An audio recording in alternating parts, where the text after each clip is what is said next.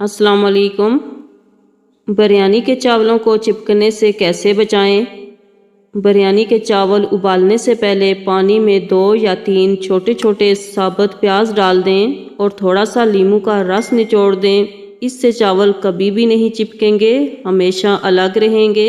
और तय बिछाते हुए इन प्याज़ों को निकाल दें। आलू की चिप्स के लिए आलू काटने के बाद अगर इनको थोड़ी सी फटकड़ी मिले पानी में डालकर धो लिया जाए तो फिर चिप्स सफ़ेद रहेंगे और आलू काले नहीं होंगे। आगे बढ़ने से पहले आपसे रिक्वेस्ट है, मेरे चैनल को सब्सक्राइब कर लें। शुक्रिया। मज़ेदार आलू कीमा जब पकाएं तो उतारने से पहले इसमें आधी गट्ठी हरा धनिया काट कर डाल दें तो खाने में मज़ेदार खुशबू आएगी। गोश्त जल्द गलाना। पकते हुए गोश्त में ज़रा सी छालिया डाल दें। 1 किलो गोश्त के लिए 1 छालिया काफ़ी है। गोश्त में अगर हल्की सी ख़ास किस्म की बसात महसूस हो तो 1 खाने का चमचा आटे की बूसी छिड़क दें और 10 मिनट बाद धो लें।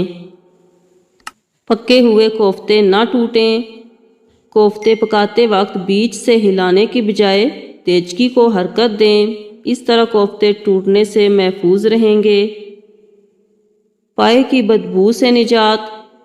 अक्सर लोग पाए की बदबू की वजह से इसे पकाने से कतराते हैं।